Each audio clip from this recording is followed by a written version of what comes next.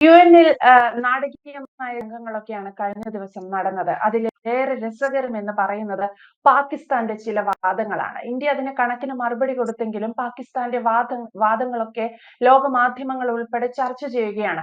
Operation Sindoor അല്ലെങ്കിൽ India Pak യുദ്ധത്തിൽ വിജയിച്ചത് ഞങ്ങളാണ് എന്നാണ് പാകിസ്ഥാൻ പറയുന്നത്. അമേരിക്ക പറഞ്ഞതുപോലെ 7 വിമാനങ്ങൾ അത്രയേറെ പിടിച്ചെടുത്തു. ഇതൊക്കെയാണ് പാകിസ്ഥാന്റെ വാദം. ഇന്ത്യ നൽകിയ മറുപടിയും ശ്രദ്ധേയമാണ്. തകർന്ന റൺവേ നോക്കി നിങ്ങൾ യുദ്ധം ജയിച്ചു എന്ന് പറയാൻ സാധിക്കുന്നുണ്ടെങ്കിൽ അത് നിങ്ങൾ ആസ്വദിക്കൂ എന്നാണ് ഇന്ത്യയുടെ ഒരു മറുപടി പോലും. അതേസമയം തന്നെ എന്റെ ആദ്യത്തെ ഒരു ചോദ്യം എന്ന് പറയുന്നതും അതാണ് രാജഗോപാൽ സർ. പാകിസ്ഥാൻ എങ്ങനെ ഇങ്ങനെ പറയാൻ സാധിക്കുന്നു? അതും ഐക്യരാഷ്ട്ര സഭയിൽ ലോകം മുഴുവൻ കണ്ടുകൊണ്ടിരുന്ന ഒരു യുദ്ധം അല്ലെങ്കിൽ ഓപ്പറേഷൻ സിന്ദൂറിനെ കുറിച്ച് ലോക മാധ്യമങ്ങളിൽ ഉൾപ്പെടെ വാർത്തകൾ വന്നു. ശേഷം വീഡിയോകൾ പ്രചരിച്ചു, ഫോട്ടോകൾ വന്നു. വിവിധ ലോക നേതാക്കൾ ഉൾപ്പെടെ ആ വിഷയത്തിൽ പ്രതികരിച്ചു. ഇന്ത്യ ആധികാരികമായി നേടിയ വിജയം എന്ന് തന്നെ അമേരിക്ക ഉൾപ്പെടെ പറയുകയും ചെയ്തിട്ടുണ്ട് പലതവണ. ട്രംപ് അതിൽ ഇടപെട്ടു എന്ന് പറയുന്നെങ്കിൽ കൂടി. പക്ഷേ അതിനുശേഷവും പാകിസ്ഥാൻ ഇതാ തങ്ങളാണ് വിജയിച്ചത്, ഇന്ത്യക്ക് മേൽ തങ്ങൾ വിജയിച്ചു എന്ന് ഐക്യരാഷ്ട്ര സഭയിലും പോലും പറയുന്ന ഒരു സാഹചര്യം. അതാണ് എന്റെ ആദ്യത്തെ ചോദ്യം. പാകിസ്ഥാൻ ഇങ്ങനെ പറയാൻ സാധിക്കുന്നു? രണ്ടാമത്തെ ഒരു ചോദ്യം എന്ന് പറയുന്നത് രാജഗോപാൽ സാർ, നെതന്യാഹുവാണ്. നെതന്യാഹു പ്രസംഗിക്കാൻ എഴുന്നേറ്റപ്പോൾ നമ്മൾ കണ്ടതാണ് യുഎന്നിൽ നിന്ന് മുഴുവൻ നേതാക്കളും ഒരു 80% നേതാക്കൾ ഇറങ്ങിപ്പോകുന്ന ഒരു കാഴ്ച. ഇസ്രയേലിനെ അതിരൂക്ഷമായി വിമർശിച്ച കൊളംബിയൻ പ്രസിഡന്റിനെ ബ്രസീലിയൻ പ്രസിഡന്റ് വന്ന് തലയിൽ ആദരസൂചകമായി ചുംബിക്കുന്നു. ലോകം മുഴുവൻ ഇസ്രയേലിനെതിരാവുന്നു എന്ന് പോലും നമുക്ക് തോന്നിപ്പോകുന്ന ഒരു കാഴ്ച. എന്തുകൊണ്ടായിരിക്കാം ഇങ്ങനെ യുഎന്നിൽ നെതന്യാഹുവിനെതിരെ അതിരൂക്ഷമായ ഭാഷയിൽ മറ്റ് ലോക നേതാക്കൾ വിമർശനം ഉന്നയിച്ചത്? 2 ചോദ്യങ്ങൾ രാജഗോപാൽ സർ. ആദ്യത്തെ ചോദ്യത്തിന്റെ ഉത്തരം ഇത് തന്നെ, അത് പകുതി പറഞ്ഞു കഴിഞ്ഞു. കാരണം കറാച്ചിയിലെ തകർന്നു കിടക്കുന്ന തുറമുഖം, അത് നൂർഖാൻ എയർബേസ്, അവരുടെ വിമാനങ്ങൾ പറന്നു പോകുന്ന ഏറ്റവും വലിയ എയർബേസ്, ഇതടക്കം അഞ്ചോളം അവരുടെ പ്രധാനപ്പെട്ട തന്ത്രപരമായ വാണിജ്യപരമായ സ്ഥാപനങ്ങളെല്ലാം തകർന്ന് തരിപ്പണമായി കിടക്കുകയാണ്, അല്ലെ? തവിട് പൊടിയായി കിടക്കുകയാണ്. ഏത് കാലത്ത് ഇതൊക്കെ പുനരുദ്ധരിക്കാം എന്നുള്ള കാര്യത്തിനെ കുറിച്ച് പോലും വ്യക്തതയില്ല. ആ അവസ്ഥയിൽ കിടക്കുകയാണ്. അപ്പോഴും അതൊന്നും പുനരുദ്ധരിക്കുന്നില്ല. അതിന് പകരമായിട്ട് പിഒകെയിൽ കിടക്കുന്ന ഭീകരത്താവളങ്ങൾ പുനരുദ്ധരിക്കാനായിട്ട് പോവുകയാണ്. അതാണ് പാകിസ്ഥാന്റെ ഇപ്പോഴത്തെ നയം. അതാണ് പാകിസ്ഥാൻ ജനതയോട് ഈ മാതിരിയുള്ള അവകാശവാദങ്ങൾ, ഒരുപക്ഷെ അക്ഷരായ ആളുകളോ അല്ലെങ്കിൽ അത്തരത്തിലുള്ള സാധുക്കളായിരിക്കാം, അവർക്ക് ഈ ലോക സാഹചര്യങ്ങളെ കുറിച്ചൊന്നും മനസ്സിലാക്കാനുള്ള കഴിവില്ലായ്മ ഉണ്ടായിരിക്കാം.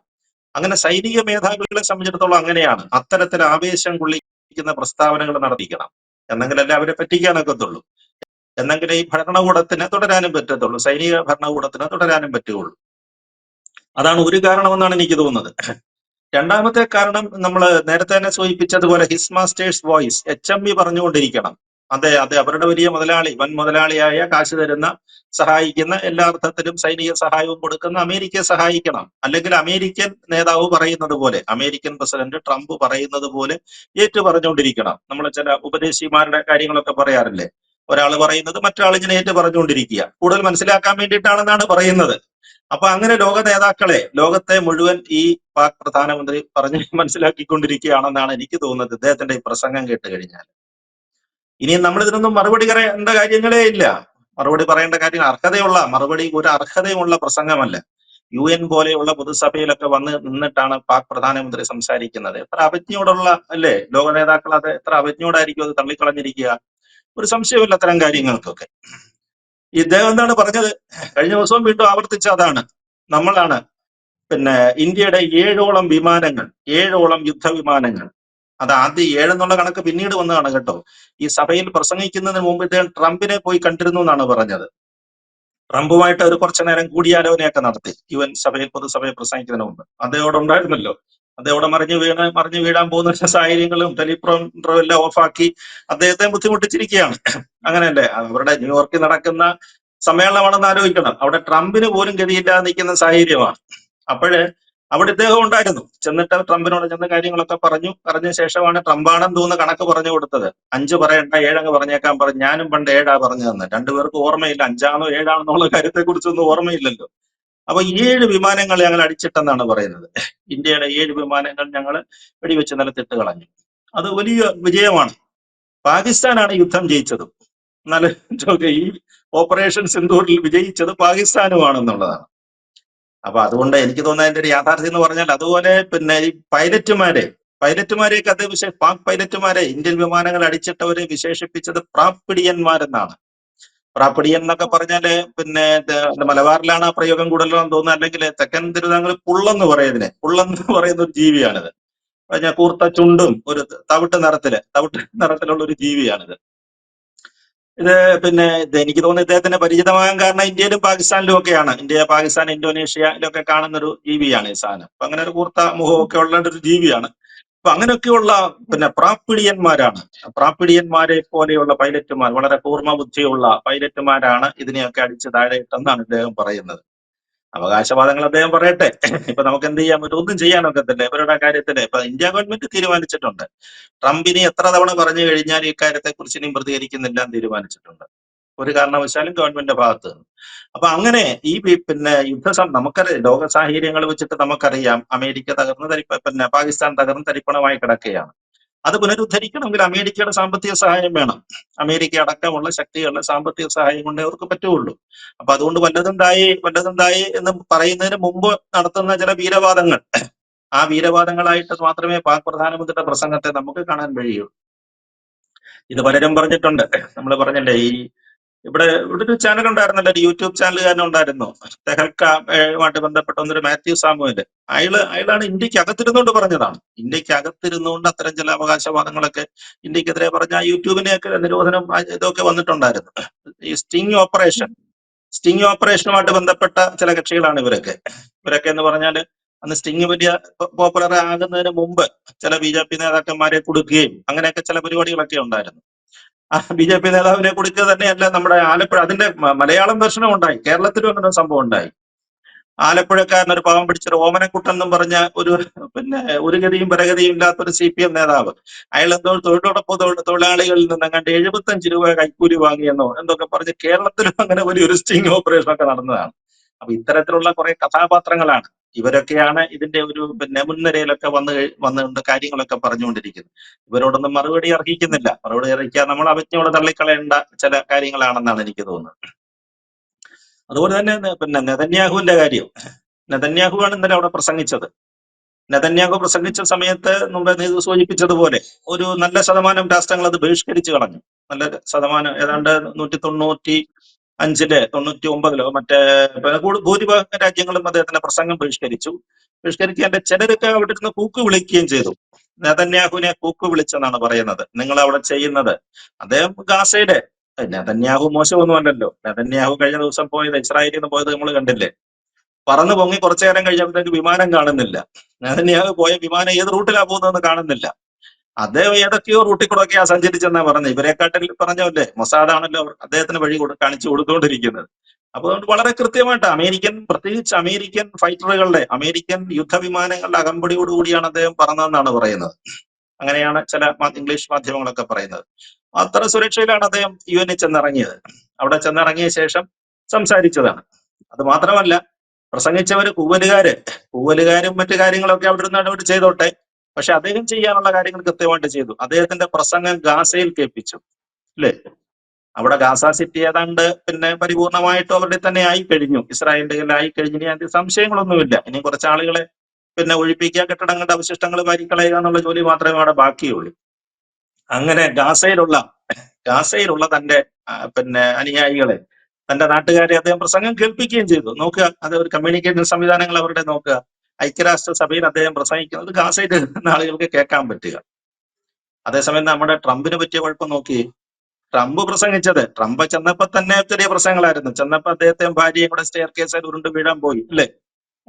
പിന്നെ എസ്കലേറ്റർ തകരാറിലാക്കി അദ്ദേഹം ഒരു കണക്കിന് അത് പിടിച്ചൊക്കെ നിന്നെന്നാണ് പറയുന്നത്. ഇല്ലാതെ നിങ്ങളുടെ മുഖം കുത്തി വീഴുമായിരുന്നു എന്നുള്ള മട്ടിലാണ് അദ്ദേഹം കാര്യങ്ങളൊക്കെ പറഞ്ഞു വരുന്നത്. രണ്ടാമത് ടെലിപ്രോംബർ ഓഫാക്കുക, അത് ഓഫാക്കണം. അദ്ദേഹം സംസാരിക്കാൻ നേരത്തെ എന്തോ പറയേണ്ടെന്നുള്ളത് ഓഫാക്കുക. മൂന്നാമത് അദ്ദേഹം വിലപിച്ച കാര്യം, എന്റെ പ്രസംഗം കേട്ടോ എന്ന് അടുത്തിരുന്ന ഫ്രഞ്ച് പ്രസിഡന്റിനോട് ചോദിക്കുമ്പോൾ അദ്ദേഹം പറഞ്ഞു ഞാൻ കേട്ടില്ലെന്നാ പറയുന്നത്. അപ്പൊ അമേരിക്കൻ പ്രസിഡന്റ് ട്രംപ് പ്രസംഗിക്കുമ്പോൾ അവിടുത്തെ മൈക്ക് ഓഫാക്കിയിരിക്കുകയായിരുന്നു. എന്തൊക്കെയാ ഐക്യരാഷ്ട്രസഭയിൽ നടക്കുന്നതെന്ന് അറിഞ്ഞുകൂടാ. അവരുടെ ന്യൂയോർക്കിൽ വെച്ച് പിന്നെ ഹെഡ്ക്വാർട്ടേഴ്സ് ഉള്ള ഒരു ഇതല്ലേ അല്ലേ, അങ്ങനെയൊക്കെയുള്ള ഒരു വലിയ പിന്നെ ലോക സംഘടനയുടെ ഇതിലെ അമേരിക്കൻ പ്രസിഡന്റ്, അതിന്റെ ഏതാണ്ട് സർവാധിപത്യ സർവ്വസേനാനി ആയ അമേരിക്കൻ പ്രസിഡന്റ് പ്രസംഗിക്കുന്നത് കേൾക്കുന്നില്ല എന്ന് പറയാം. അപ്പൊ അതിനെയൊക്കെ നെതന്യാഹുവിന് അറിയാമല്ലോ എങ്ങനെയാണ് കാര്യങ്ങൾ ചെയ്യേണ്ടതെന്നുള്ള കാര്യത്തൊക്കെ അദ്ദേഹത്തിന് നല്ല വ്യക്തമായ ധാരണയുണ്ട്. അതുകൊണ്ടാണ് ഗാസയെ വരെ അത് കേൾപ്പിക്കുകയും ചെയ്തത്. ഇപ്പൊ പുതിയ ഡെവലപ്മെന്റ് അവിടെ ഇന്നലെ കഴിഞ്ഞ ദിവസം പ്രസംഗിച്ച സെലൻസ്കിയുടെ പ്രസംഗം മുതൽ തന്നെയായിരുന്നു. ഉക്രൈന്റെ പിന്നെ പ്രധാനമന്ത്രിയുടെ പ്രസംഗം, വ്ളാഡിമിർ സെലൻസ്കിയുടെ പ്രസ്താവന അങ്ങനെ തന്നെയാ വന്നത് അല്ലേ. അദ്ദേഹം പറഞ്ഞല്ലോ ഈ യുദ്ധം അവസാനിപ്പിക്കാത്തത് ഇതിന്റെ പ്രധാനപ്പെട്ട കാരണം റഷ്യ തന്നെയാണ്. റഷ്യക്ക് ഒരു തരത്തിലും യുദ്ധം അവസാനിപ്പിക്കണമെന്നില്ല. അവർക്ക് ജീവിതകാലം മുഴുവൻ എണ്ണ വിറ്റാൽ മതി, എണ്ണ വിറ്റിട്ട് പൈസ ഉണ്ടാക്കുക, എന്നിട്ട് ഞങ്ങളെ ഉപദ്രവിച്ചാൽ മതി എന്നാണ് പറയുന്നത്. ഇന്ത്യ ആത്മാർത്ഥമായിട്ട് ശ്രമിക്കുന്നുണ്ടെന്നാണ് അദ്ദേഹം നമ്മളെ അഭിനന്ദിച്ചുകൊണ്ടാണ് പറയുന്നത്. ഈ യുദ്ധം തീർക്കാൻ ഏതെങ്കിലും രാജ്യം ആഗ്രഹിക്കുന്നുണ്ടെങ്കിൽ അത് ഇന്ത്യയാണെന്നാണ് അദ്ദേഹം പറഞ്ഞത്. ഇന്ത്യയുടെ നിലപാടുകളാണ് ഞങ്ങൾക്കൊപ്പം നിൽക്കുന്നത്. ഈ പറഞ്ഞ എത്ര വർഷം, 2.5-3 വർഷത്തോളം അടുക്കുകയാണ്. എല്ലാവരും മടുത്തു അല്ലെ, ഭരണ നേതാക്കന്മാര് മുഴുവനും മടുത്തു, അല്ലെങ്കിൽ പിന്നെ സൈനികർ വരെ മടുത്തു പോകും.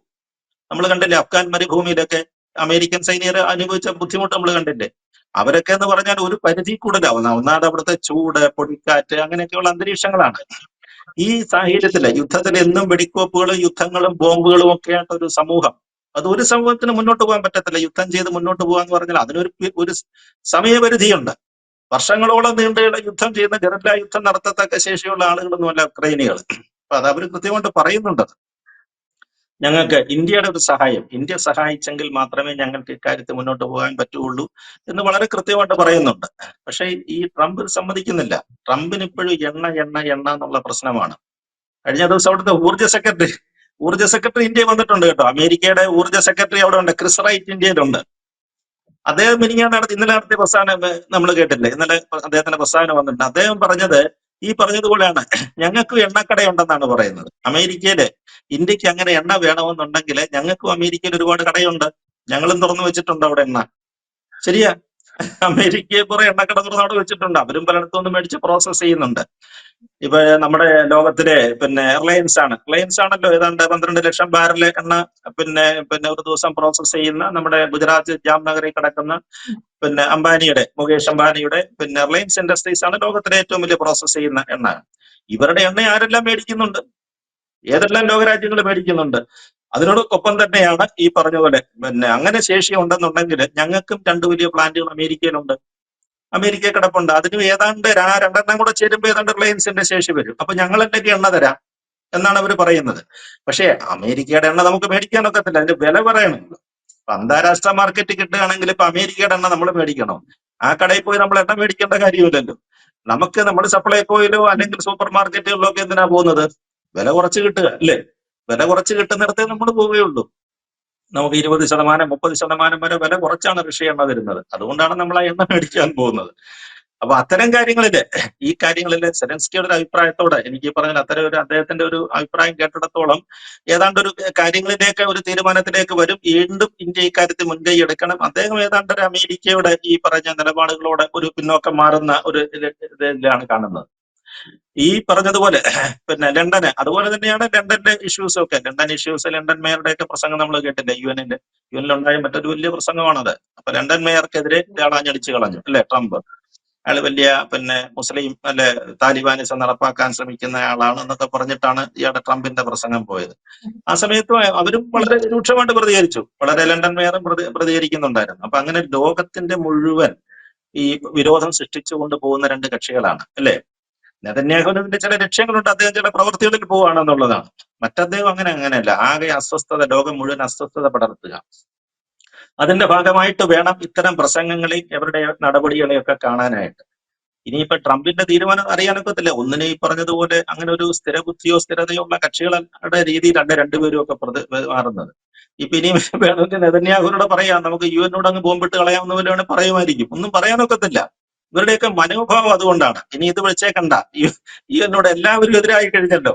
അപ്പൊ എന്റെ തിണ്ണയ്ക്കിരുന്ന് എനിക്കൊരു കള്ളച്ചീട്ട് കളിച്ച ചില കാരണവര് പറയുന്നത് പോലെ എന്റെ തിണ്ണയ്ക്കിരുന്നുകൊണ്ട് എനിക്കൊരു കള്ളച്ചീട്ട് കളിക്കാൻ പറ്റുന്നില്ലെങ്കിൽ പിന്നെ എന്തിനാ ഈ സ്ഥാപനം കൊണ്ട് നടക്കുന്നത്?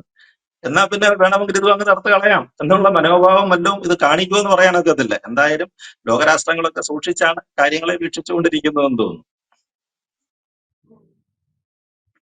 എന്തായാലും ലോകരാജ്യങ്ങൾ അല്ലെങ്കിൽ രാജഗോപാൽ സർ കൺക്ലൂഷനിൽ പറഞ്ഞതുപോലെ രാഷ്ട്രങ്ങളൊക്കെ നിരന്തരം ഈ വിഷയങ്ങൾ വീക്ഷിച്ചു കൊണ്ടിരിക്കുന്നുണ്ട്. പക്ഷെ പാകിസ്ഥാൻ ഇന്ത്യക്ക് മേൽ ഇപ്പോൾ പറഞ്ഞിരിക്കുന്ന ചില കാര്യങ്ങൾ അത് തീർത്തും വാസ്തവ വിരുദ്ധമാണ് എന്നുള്ളത് ലോകമാധ്യമങ്ങൾ തന്നെ റിപ്പോർട്ട് ചെയ്യുന്നു എന്നുള്ളതാണ്. അതുപോലെ തന്നെ നെതന്യാഹു UN-ൽ നേരിടേണ്ടി വരുന്നത്, ട്രംപ് UN-ൽ നേരിടേണ്ടി വന്നതൊക്കെ അതീവ ഖേദകരമായ കാര്യങ്ങൾ കൂടിയാണ്. ഒരാളുടെ എസ്കലേറ്റർ കേടായി പ്രോംപ്റ്റർ വർക്ക് ചെയ്തില്ല യഥാസമയം, തൊട്ടടുത്തിരിക്കുന്ന ആള് പോലും പ്രസംഗം കേട്ടില്ല എന്ന് പറയുന്ന ഒരു സാഹചര്യം ഉണ്ടായി. ഒപ്പം നെതന്യാഹുവിനെ UN സ്വീകരിച്ചത് പോലും കൂക്കി വിളിച്ചുകൊണ്ടാണ്. പ്രസംഗിക്കാൻ എഴുന്നേറ്റപ്പോൾ മുതൽ ആ കൂക്കി വിളിയുണ്ടായിരുന്നു.